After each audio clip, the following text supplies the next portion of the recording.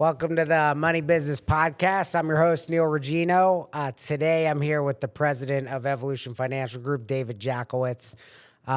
We've been, number one, we're still here in beautiful Mohonk, New York, doing our annual planning meeting, but we've been sort of going through some of the leadership at our organization, talking about how we run our business. And, our podcast is geared towards small businesses up to really mid-size. And obviously, you've been running a pretty successful agency here. You've been at a number of other firms where you've ran some successful agencies. And, as we're going from reaching some significant benchmarks over the last 6-7 years, and now we're going to that next phase and things have to change to get there.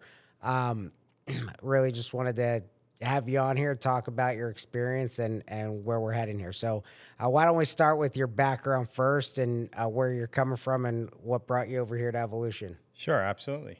Good to be here, by the way. Good. I started in this career right out of college as an advisor. I was a baseball player in college, and I always enjoyed kind of the coaching and all that. So I got into being an advisor, kind of by accident. Really didn't plan on becoming an advisor. Yeah. But I ended up talking to a recruiter, and it ended up just falling into place. And about 5 years into being an advisor, I said, I really like being a coach. So I really started to look at management as a potential opportunity. So I became a sales manager, built a team. I spent 10 years at one company, 5 years as a producer, 5 years as a manager. And then I had to make a change. The company I was with started to make a lot of changes. And went to another company, was a sales manager there for 6 years. Realized that I really wanted to run my own shop. Yeah. And wanted the opportunity to do it my way. And this opportunity came across here back in 2017 to take over this organization. And it was an opportunity for me to run my own business and do things the way that I felt they should be done. And at least, even if it was wrong, at least it was on me. Yeah. And I think a lot of people are like that. You want that control. Mm-hmm. And so I took the opportunity, and here we are almost 9 years later. And, I'm so glad I did because it's been an amazing experience. Yeah. It's funny because I was sort of the opposite. I got in with full intention of being an advisor and never being in management or in a leadership position. I always wanted to just have my own book of business, have my own career, and keep my head down, and then eventually maybe sell it in retirement. And then about a year before you came, I started on the management path, but I still wasn't looking at leadership. It was just, you're coaching people, you're helping them grow, so why don't we make you a manager? And so I took on that role, and then you came in and actually kind of opened my eyes up to what it could look like to be a leader in an organization and to eventually have some kind of partnership here and some experience into the growth. So why don't we talk about, since you got here, 2017, right? 2017, yeah. Yeah, so, where the organization was at, where we're at now, what we've done, what you've put in place to sort of change that growth, because a lot of what we talk about is that growth. Small business, wasn't a startup when you took it over, obviously, but we hit certain benchmarks. Now we're on to the next ones, and we've kind of been flat growth for the last few years, or last year or so, and now we're like, hey, we're at a really good number. We have to position ourselves as something better. So why don't we talk about the 2017 to last year, what changed there, what you put in place, and then we'll talk about what's happening to go forward. Yeah, absolutely. So in 2017, when I got here, the organization had been struggling for several years. They were about 16 advisors doing about a total of, a little less than $2 million of business, all in. Now we're 76 advisors doing a little over $10 million of business. So we've grown 5 times. And it all started right from the beginning with setting the tone and the culture and the vision of where we wanted to be, and really getting people's buy-in to that. And I think it took a little time, but we were able to do that. And, and then it starts with, bringing on the right people, bringing on the right managers, building our leadership team, and just growing organically through that. But no business owner can do everything themselves. So the idea is you got to surround yourself with good, talented people. Mm-hmm. In fact, I hope the people I surround myself with are more talented than I am. Yeah. Right? Because that's only going to help the organization. Plus, it also it challenges everybody when you got somebody who's really talented. Mm-hmm. The last year and a half, 2 years, we've kind of plateaued. And the only constant is change, right? So you have to, part of what we're doing here is taking a hard, good look at what we're doing and what needs to change, right? Because what got us from 16 to 76 advisors is not what's going to get us from 76 to 150 advisors. Mm-hmm. It's got to look different. Yep. Yeah, and I think for me, not only was it that you're hiring a lot of the right people, but I think from my standpoint, seeing your leadership style is part of what's helped with the growth. Is that people see, number one, and I take it, I've learned this from you, is if you say something, you're going to do it. I mean, you're true to your word on everything, and you work harder than anybody else. So it's like, I always do that with my team, is I say, work harder than me, keep up. Like, I'm going to set the tone, and you said it, I set the pace, and I learn it from you, and now they're learning it from me. So I think that's helped. And, there's also plenty of examples of people that no matter how hard you work, they're working harder in this organization. And there's a few that have one on my team that she's outworking me exponentially. And I'm happy about it. That's a good thing. Yeah, I'm happy about it. So, yeah, and obviously the plateau, it's still, you could be satisfied with the revenue that the business is making and be a great organization to have. Anybody would be happy to have it. So what's your vision now for the next, let's call it 5 years, and then we'll talk about what you think you're going to do or we're going to do to actually maybe achieve that? Yeah, so I think first thing that you brought up is being satisfied. I don't know that in my vocabulary. Yeah. I try to be good about taking a step back and appreciating and being grateful for where we are. But then it's okay, where are we going next? Like I believe once you're complacent, mm-hmm. you're only going backwards. So you got to keep always looking to refine, get better. The next 5 years, we're looking to double the size of our organization, both our advisor force and the amount of business that we do. How we're going to do that is obviously, one, getting good leaders, additional leaders on the team, recruiting the right people, but really having the right infrastructure and, like you said, setting that right tone. It all has to come from the leadership team down, the right tone, the pace, all of that. Because if not, people take cues from whether you think they're watching or not, they're always watching. Yeah. It's like kids. Yeah. They see everything you do. Yeah. Well, let's take a minute then to do a little plug here. So what is the differentiator here? And obviously I know the answer, but that we offer, that you're offering to advisors out there, whether they're brand new or whether they're experienced, that would want to potentially look at another place to hang their hat, or even, I had a podcast with Dan earlier, and he runs the brokerage channel. So even if they wanted to contract with us to potentially place some other business that they don't have access to or want to change up. So what do you think the big things are that are compelling to come over here? Well, one, I think it's our culture, but what does that mean, right? I think that it means a few things. It means that we work hard. We also have some fun together. We know each other's families. We do things together. We have events, right? So, and that's all great. And we do a lot in the community, and so we do a lot of things to that are outside of every day of what we do.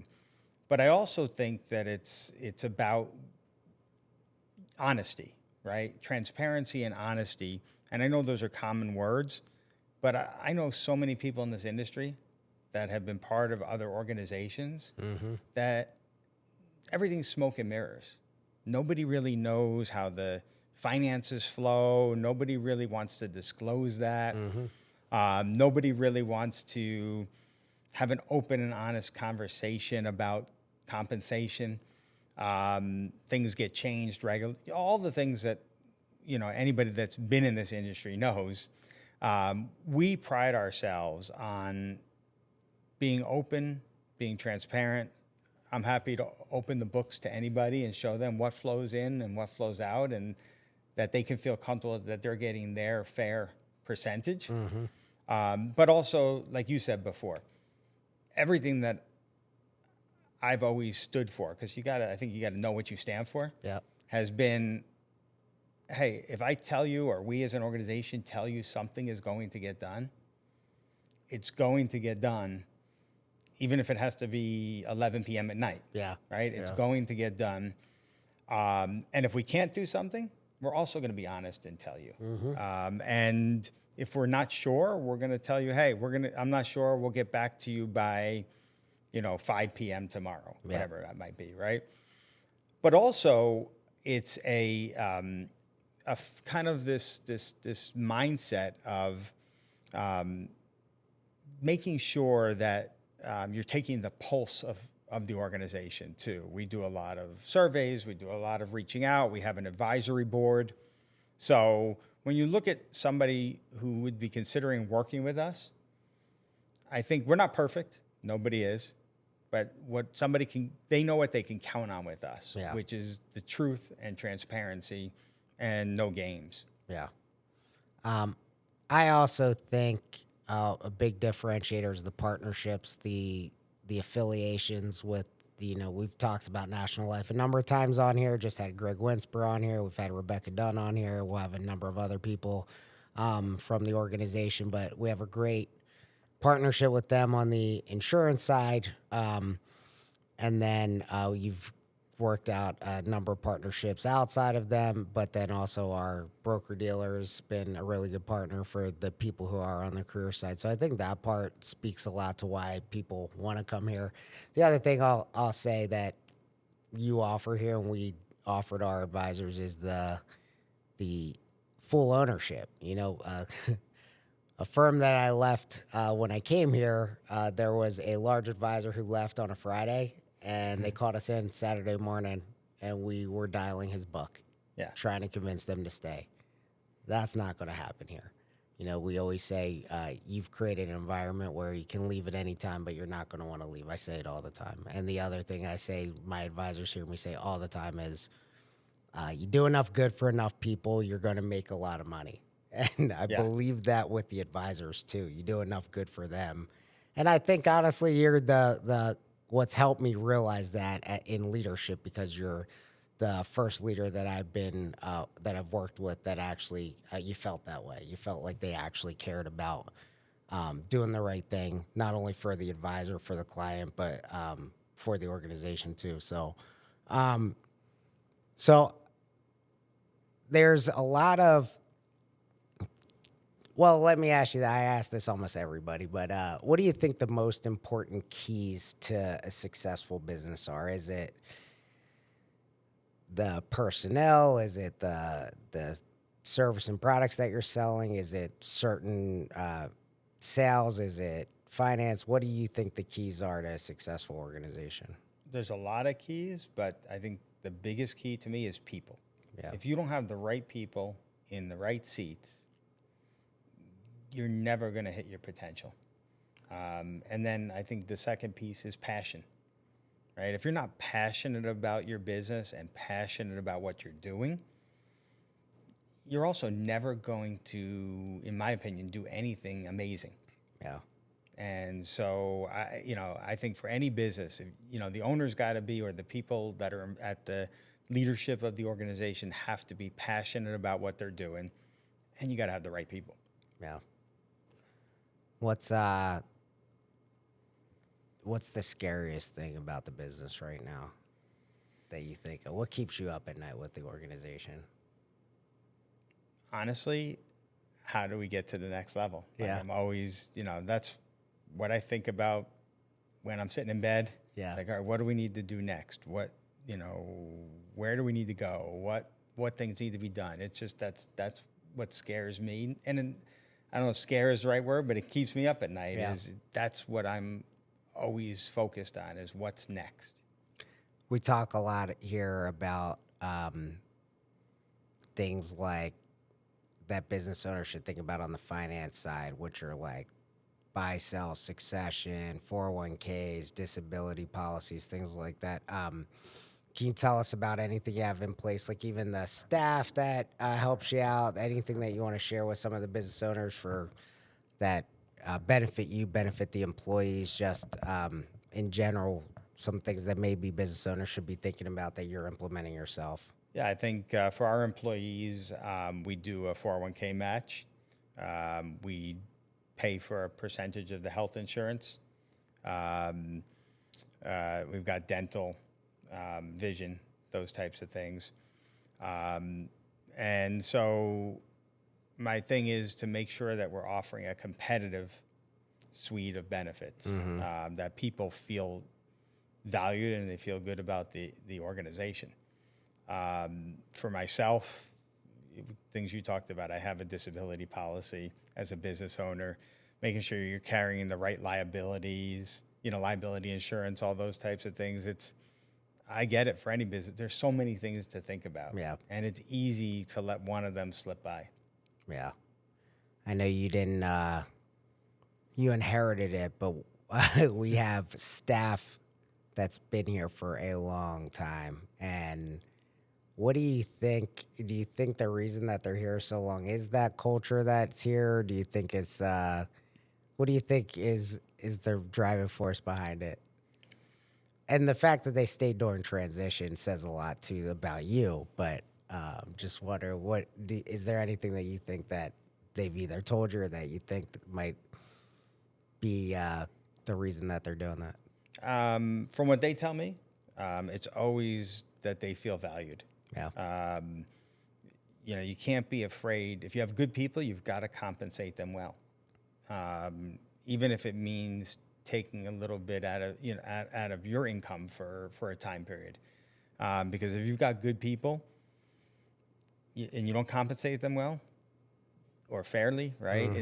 That's going to erode that trust. It's going to erode their work. But whenever I talk to our staff about their possible retirements and those types of things, they care so deeply about the organization. They're like, well, here's when I would like to retire, but if you need me longer or you need me part-time, we'll figure it out. Yeah.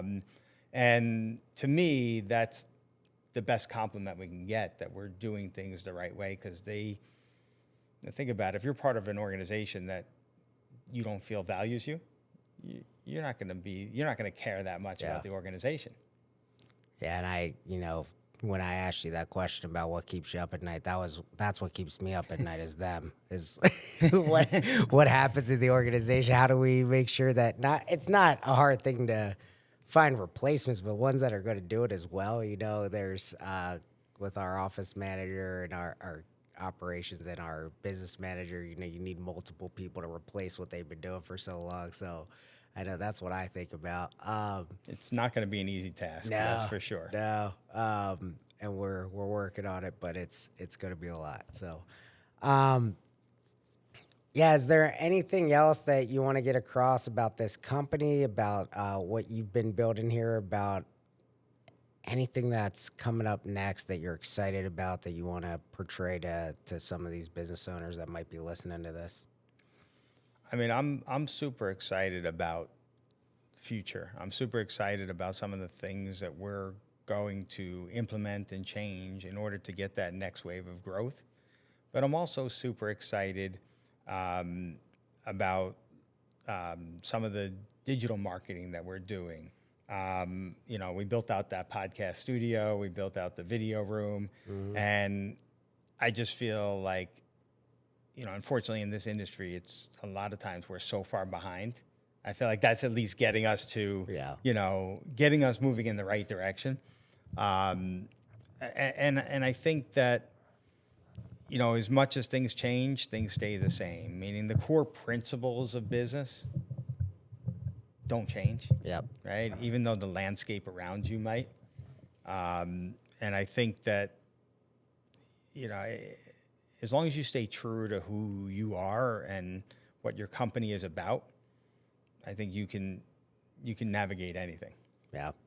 On that point, so we've talked about this on this podcast before. What do you think about AI's impact or implications on our industry? And I'm not going to hold you to it if you're wrong, but obviously it's tough in our industry when you're through a broker dealer to get a lot of things approved, to be able to utilize some of the cutting edge technology, how you can use AI, how to interact with it. Will it take over what we do? That's a big question. And, we went through this back after 2008 with the robo-advisor when they were like, are you going away? And I had my own take on that, but what do you think with AI coming in here? I think it's definitely going to change the industry. Is it going to take over? I don't think so, because I think people still want that human interaction. That's the reason the robo-advisor didn't work. And that's the reason when some insurance companies thought, people just go online and buy it. Mm-hmm. It doesn't happen, right? Because people want that interaction.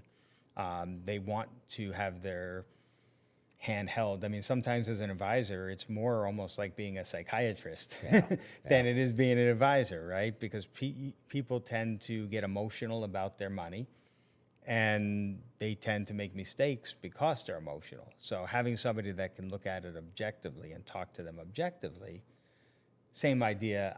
I just don't see it completely replacing us. I think it can really actually help us if, automate things and make things simpler and faster and right. So I think that it can actually be a very good thing. But where it's actually going, I don't know. I don't know anybody that really knows. Yeah. Right. But we just have to adapt. Right. I mean, that's the big thing. We have to be nimble enough to be able to adapt to whatever comes our way. Yeah.